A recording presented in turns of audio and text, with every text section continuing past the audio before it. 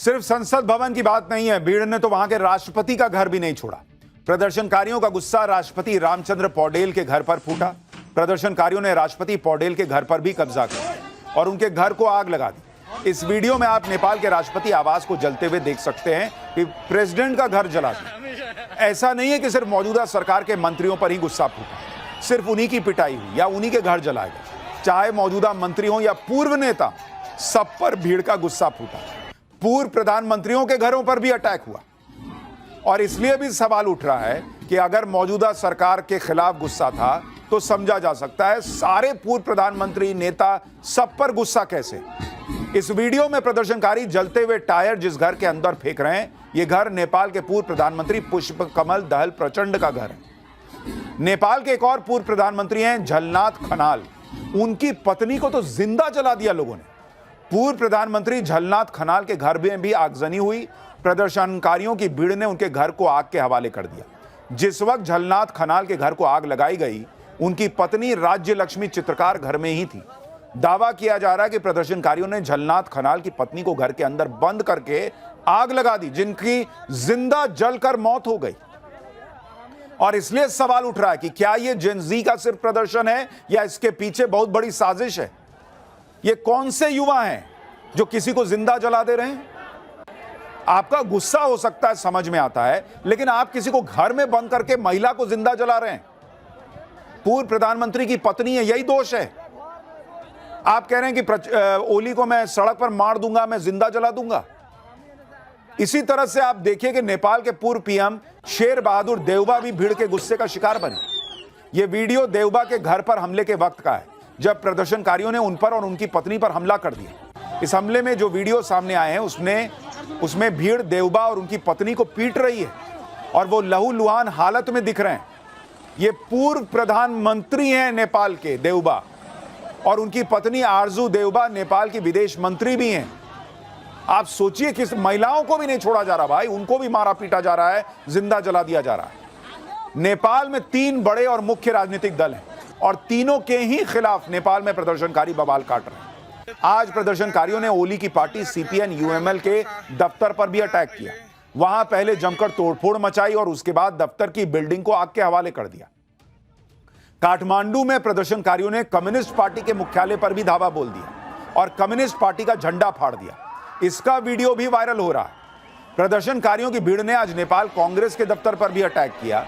पहले जमकर तोड़फोड़ मचाई और फिर पूरी बिल्डिंग को आग के हवाले कर दिया। सवाल इस अराजकता पर भी उठ रहे हैं, क्योंकि सरकार के खिलाफ गुस्सा तो समझ में आता है, लेकिन बाकी नेताओं के घर जला देना, सुप्रीम कोर्ट जला देना, होटल जला देना, मीडिया के ऑफिस जला देना, बैंक लूट लेना। भाई बैंक क्यों लूट रहे हो तुम? अगर तुम देश को बचाने की लड़ाई लड़ रहे हो तो देश के बैंक क्यों लूट रहे हो? जेल से कैदियों को छुड़ा लिया गया, जैसे बांग्लादेश में आपको याद होगा खूंखार कैदी जेल से छुड़ा लिए गए थे। सेम पैटर्न नेपाल में दिख रहा है, वहां भी कैदी जेल से छुड़ा लिए गए। ये कौन सा प्रदर्शन है बॉस? ये लोगों को समझ में नहीं आ रहा है कि ये क्या सिर्फ जेन-ज़ी का आंदोलन है या ये हाईजैक हो चुका आंदोलन है। सवाल पूछा जा रहा है कि शांतिपूर्ण तरीके से शुरू हुए प्रदर्शन को भड़काया किसने और इस लेवल पे कौन ले गया है कि लोगों को जिंदा जला देने में इस भीड़ को आनंद आ रहा है। किसकी साजिश है इसके पीछे?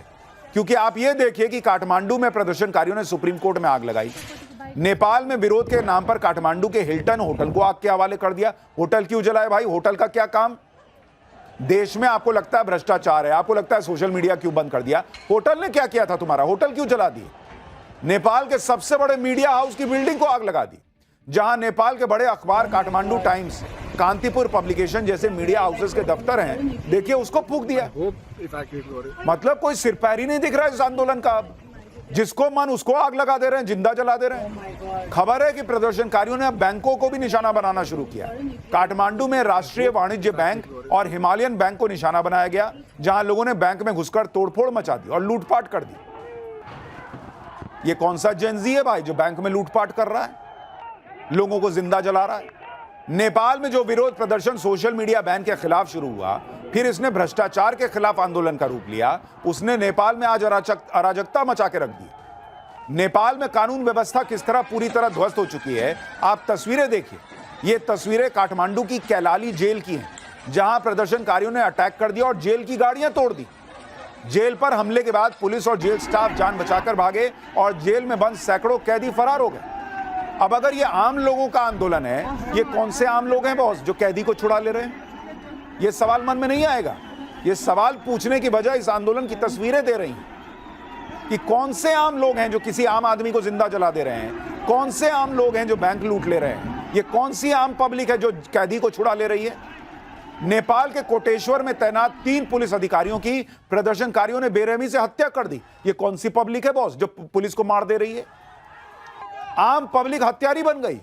कई जगह पर पुलिस वालों से प्रदर्शनकारियों ने हथियार छीनने की कोशिश की। आप देखिए, बंदूक छीन लिया इन लोगों ने। सवाल उठ रहा है कि नेपाल के लोग अगर सरकार और पॉलिटिकल सिस्टम से गुस्सा है तो प्रदर्शन के नाम पर कानून व्यवस्था को चुनौती क्यों दी जा रही है? और कौन सी नॉर्मल पब्लिक होती है बॉस जो किसी को भी मार देती है? आम आदमी का हाथ कांपेगा किसी को जिंदा जलाने में, ये लोग जिंदा जला दे रहे हैं। इन सवालों को हवा देने वाले वीडियो भी सोशल मीडिया पर पोस्ट किए जा रहे हैं। आप वीडियो देखिए जिसमें शांतिपूर्ण प्रदर्शन चल रहा था, फिर इन लोगों के पीछे अचानक से सैकड़ों बाइकों का रेला आ गया। ये देखिए बाइक। कहा जा रहा है कि नेपाल में पहले शांतिपूर्ण प्रदर्शन शुरू हुआ था। उग्र और हिंसक बनाने में इन बाइक सवारों का हाथ है, जिन्होंने शांतिपूर्ण प्रदर्शन को हाईजैक करके हिंसा मचानी शुरू कर दी। और इसलिए नेपाल में जो हो रहा है उसको लेकर सवाल उठ रहे हैं कि क्या इसके पीछे बहुत बड़ी साजिश है और क्या यह साजिश भारत को भी निशाना बनाएगी। नेपाल को इस तरह से जलाने के लिए क्या कहीं से ऑर्डर आया? क्या कोई सीक्रेट ताकतें इसके पीछे लगी हुई हैं? नेपाल में आगे क्या होने वाला है, अब इन सब पर बातें हो रही हैं। इसी बीच नेपाल के एक नाम की बड़ी चर्चा हो रही है और दावा किया जा रहा है कि यही नेपाल का अगला पीएम होगा। कहा जा रहा है कि नेपाल के युवा बालेन्द्र शाह को नए पीएम के तौर पर देखना चाहते हैं। ये बालेन्द्र शाह हैं। बालेन्द्र शाह बालेन शाह के नाम से जाने जाते हैं। बालेन शाह काठमांडू के मेयर हैं। जेएनसी प्रदर्शन में जब सड़कों पर युवा उतरे तो बालेन ने फेसबुक पर लिखा था कि उनका पूरा सपोर्ट प्रदर्शनकारियों के साथ है। अब यह समझिए कि बालेन शाह है कौन और क्यों नेपाल के युवाओं को बालेन शाह में ही भविष्य का नेता दिख रहा है। बालेन शाह ने राजनीति में आने से पहले एक रैपर और कलाकार के तौर पर अपनी पहचान बनाई थी। रैप के जरिए युवाओं के मुद्दों को, उनकी परेशानियों को आवाज दी। इस वजह से बालेन शाह युवाओं में बहुत मशहूर हैं। बालेन शाह ने सिविल इंजीनियरिंग में अपना करियर बनाया। साल 2022 में वो मेयर का चुनाव निर्दलीय लड़े और बड़ी बड़ी पार्टियों को हराकर चुनाव जीता। दावा है कि मेयर के तौर पर उन्होंने साफ सफाई, स्कूली शिक्षा में सुधार पर काम किया। यही सब वजह है कि नेपाल में तमाम सोशल मीडिया, खासकर फेसबुक के पोस्ट बालेन के समर्थन में अटे पड़े, जिसमें लोग मेयर बालेन से इस्तीफा देकर राष्ट्रीय नेतृत्व संभालने की मांग कर रहे हैं। सेम वही पैटर्न दिख रहा है जो बांग्लादेश में था, जहां मोहम्मद यूनुस के लिए कहा जा रहा था कि बॉस आप संभालिए। जेन जी अपनी टाइमलाइन पर प्रिय बालेन अभी नहीं तो फिर कभी नहीं लिखकर उन्हें एक नई राजनीतिक पार्टी बनाने और देश को नई दिशा देने की गुजारिश कर रहे हैं। बालेन शाह उस वक्त भारत में चर्चा में आ गए थे जब उन्होंने भारत की फिल्म आदि पुरुष की रिलीज पर रोक लगा दी, क्योंकि फिल्म में माता सीता को भारत की बेटी कहा गया, लेकिन कोर्ट में उनका आदेश नहीं टिका। इसके अलावा बालेन शाह वो व्यक्ति हैं जो अपने ऑफिस में ग्रेटर नेपाल का मैप लगाते हैं, जिसमें उत्तराखंड, हिमाचल प्रदेश और सिक्किम के कुछ हिस्सों को नेपाल का बताया गया है। इसके अलावा जब KP Sharma Oli SCO meeting के लिए चीन जाने वाले थे तो बालेन ने यह मांग रखी थी कि केपी शर्मा ओली लिपुलेख का मुद्दा चीन के सामने उठाए। लिपुलेख भारत का हिस्सा है जिससे नेपाल अपना बताने में लगा हुआ है। यानी नेपाल में जो आंदोलन चल रहा है उसके पीछे जो बालेन शाह है उसकी नजर भारत को लेकर क्या रखती है, या भारत को लेकर उसकी सोच क्या है, कितनी एंटी इंडिया है, क्या है, वो आपको इन बातों से पता चल रहा होगा। इसलिए मैंने कहा कि जो बांग्लादेश में हुआ, नेपाल में हुआ, पैटर्न मैच हो रहा है। क्या बड़ी साजिश तो नहीं है, कहीं इसके पीछे डीप स्टेट तो नहीं है। बालेन शाह के बारे में एक और दिलचस्प चीज है कि वो सिर्फ नेपाल ही में ही नहीं, इंटरनेशनली भी बहुत मशहूर है। कुछ लोग तो उन्हें अमेरिका का भी करीबी बताते हैं। साल 2024 में बालेन शाह ने नेपाल में अमेरिका के राजदूत से मुलाकात भी की। साल 2023 में बालेन शाह को टाइम मैगजीन ने टॉप 100 उभरते नेताओं की लिस्ट में डाला था। सिर्फ इतना ही नहीं, न्यूयॉर्क टाइम्स ने बालेन की तारीफ वाला आर्टिकल छापा था। यानी बालेन शाह को अमेरिका बहुत पंप करता रहा है। और इसलिए सवाल उठ रहा है कि क्या जो कहा जाता है कि अमेरिका ने, डीप स्टेट ने पहले बांग्लादेश में अपना आदमी बैठाया मोहम्मद यूनुस, और अब क्या नेपाल में अमेरिका अपना आदमी बैठाना चाह रहा है बालेन शाह। लेकिन भारत के लिए इसका क्या मतलब है? बालेन शाह हो, नेपाल हो, उससे भारत का क्या कनेक्शन? देखिए, नेपाल में जो कुछ हो रहा है उससे भारत के लिए कितना बड़ा खतरा है यह आपको समझना होगा। भारत के चिकन स्नेक के लिए कैसे दो फ्रंट से खतरा बढ़ गया है, जिसकी बात हमने सबसे पहले की थी। आपको फिर से वो मैप दिखाता हूं जो भारत का चिकन स्नेक कहा जाता है और कहां पर है यह आपको समझना होगा। जरा इसको मैप को दिखाइए। अब आप इस तस्वीर को देखिए, भारत का मैप है और ये जो आपको तस्वीर दिखा रहा हूं यह भारत का चिकन स्नेक है। यह बहुत संकरा सा इलाका है। इसको जरा जूम करके दिखाइए इस हिस्से को। यहां अगर आप देखेंगे, एक तरफ ऊपर आपको नेपाल दिख रहा है, इधर भूटान है और इधर बांग्लादेश है। और नेपाल और बांग्लादेश के बीच में ये जो आप छोटा सा हिस्सा देख रहे हैं, इसी को चिकन स्नेक कहा जाता है, क्योंकि ये जो भारत का ये हिस्सा है और पूर्वोत्तर का हिस्सा है, दोनों को जोड़ने के लिए एक गलियारा सा है। और ये कॉरिडोर सिर्फ 22 किलोमीटर चौड़ा है। ये जो आप देख रहे हैं हिस्सा, ये 22 किलोमीटर चौड़ा है। और इस कॉरिडोर में बिहार का कुछ हिस्सा आता है और पश्चिम बंगाल का कुछ हिस्सा आता है। यह कॉरिडोर भारत के 8 उत्तर पूर्वी राज्यों को देश के बाकी हिस्सों से जोड़ने के लिए, जैसे इधर अब आपको थोड़ा और विस्तृत मैप दिखा रहा हूं। इधर देखिए नेपाल है, ये 21-22 किलोमीटर का हिस्सा है जिसको चिकन स्नेक कहा जाता है। इधर आप पश्चिम बंगाल देख रहे हैं और यहां बांग्लादेश है। तो नेपाल और बांग्लादेश के बीच का यह हिस्सा है। इसलिए यह रास्ता भारत की संप्रभुता और सामरिक दृष्टि से बहुत अहम है। आपको वो शर्जील इमाम याद है जो जेल में बंद है? उसने यही कहा था कि भाई ये हिस्सा जो है चिकन स्नेक काट देना है हमको। अगर इस कॉरिडोर पर अटैक हो जाए तो भारत के बाकी हिस्सों का नॉर्थ ईस्ट से कनेक्शन कटने का खतरा सीधे सीधे बढ़ जाएगा। और भारत के चिकन स्नेक के एक साइड में नेपाल है, दूसरे साइड में बांग्लादेश। इसलिए अब कहा जा रहा है कि भाई आप अगर इसको देखेंगे, इधर नेपाल में बवाल हो गया, अब यहां जो बवाल है, और यहां आप देखिए बांग्लादेश में वो कट्टरपंथियों की सरकार है। अब सवाल उठ रहा है कि भाई यहां पर डीप स्टेट का आदमी है, और अगर यहां भी अगर डीप स्टेट का आदमी बैठ गया तो क्या निशाने पर भारत का चिकन स्नेक है? क्या नरेंद्र मोदी को टारगेट करने के लिए नेपाल में जो हो रहा है वो हो रहा है? यह अभी सवाल है। सिलीगुड़ी कॉरिडोर के आसपास करीब 80 छोटे टाउन और गांव हैं। इनका कुछ हिस्सा बिहार के किशनगंज में भी आता है और कुछ हिस्सा पश्चिम बंगाल के दार्जिलिंग, उत्तरी दिनाजपुर, जलपाईगुड़ी, अलीपुरद्वार और कूच बिहार में आता है। इसलिए नेपाल में जो हो रहा है उसको आप सिर्फ नेपाल की दृष्टि से नहीं देख सकते बॉस। भारत के लिहाज से भी आपको यह समझना होगा कि यह कितना बड़ा खतरा है। बड़ा खतरा यह भी है कि बांग्लादेश में इस समय जो सरकार है वो मोहम्मद यूनुस चला रहा है और वहां पूरा एंटी इंडिया एजेंडा चलता है। अगर नेपाल में भी ऐसा कुछ आगे हुआ तो खतरा हमारे चिकन स्नेक के लिए बढ़ेगा। और क्या अगर इसके पीछे डीप स्टेट है तो मोदी को न झुका पाने वाला डीप स्टेट क्या अब इस तरह से कुछ साजिश रच रहा है? आपको यह भी याद दिलाना जरूरी है कि मोहम्मद यूनुस वो व्यक्ति है जो मार्च में चीन के दौरे पर गया था और उसने भारत के चिकन स्नेक को लेकर ऐसा बयान दिया था जिससे भारत के कान खड़े हो गए। मोहम्मद यूनुस ने तब भारत के चिकन स्नेक का जिक्र किया था और कहा था कि भारत के 7 राज्य हैं, भारत के पूर्वी हिस्से जिन्हें 7 सिस्टर्स कहा जाता है, यह भारत के लैंड लॉक्ड क्षेत्र हैं। समंदर तक उनकी पहुंच का कोई रास्ता नहीं है। इस क्षेत्र के लिए समंदर के अकेले संरक्षक हम यानी बांग्लादेश है। मोहम्मद यूनुस की इस टिप्पणी को भारत के चिकन नेक से जुड़े खतरे के तौर पर देखा गया था और इस टिप्पणी पर बड़ा विवाद हुआ था। आप कड़ियां जोड़िए बॉस। अभी कुछ महीने पहले ये चिकन स्नेक की बात करता है मोहम्मद यूनुस, फिर आप देखिए कि पिछले महीने अगस्त में ही पाकिस्तान के डिप्टी पीएम और विदेश मंत्री इशाक डार, वो भाई बांग्लादेश गया हुआ था। यानी बांग्लादेश और पाकिस्तान मिलकर खिचड़ी पका रहे। 13 साल में यह पहला मौका था जब पाकिस्तान के विदेश मंत्री बांग्लादेश की यात्रा पर गए, वो भी तब जब ऑपरेशन सिंदूर में भारत ने पाकिस्तान की जमकर धुलाई की थी। इसी को देखते हुए पाकिस्तान और बांग्लादेश ने बरसों पुराने कड़वे रिश्तों को बुलाकर तेजी से रिश्तों को मजबूत करना शुरू किया। लेकिन आपके मन में यह सवाल आ रहा होगा कि पाकिस्तान बांग्लादेश को अपने साथ मिलाकर क्या ही कर लेगा, उसे क्या हासिल हो जाएगा? इस सवाल का जवाब है भारत का चिकन स्नेक। इतना ही नहीं, पिछले महीने अगस्त में ही असम के सीएम हेमंत बिस्वा शर्मा ने भी चिकन स्नेक पर मंडरा रहे खतरे की बात कही थी। असम के मुख्यमंत्री ने कहा था कि बांग्लादेशी कट्टरपंथियों का एक वर्ग चिकन स्नेक कॉरिडोर को कमजोर किए जाने के मकसद से उन भारतीय नागरिकों को भड़काने की कोशिश कर रहा है जो सालों पहले पड़ोसी देश से पलायन करके यहां आए थे।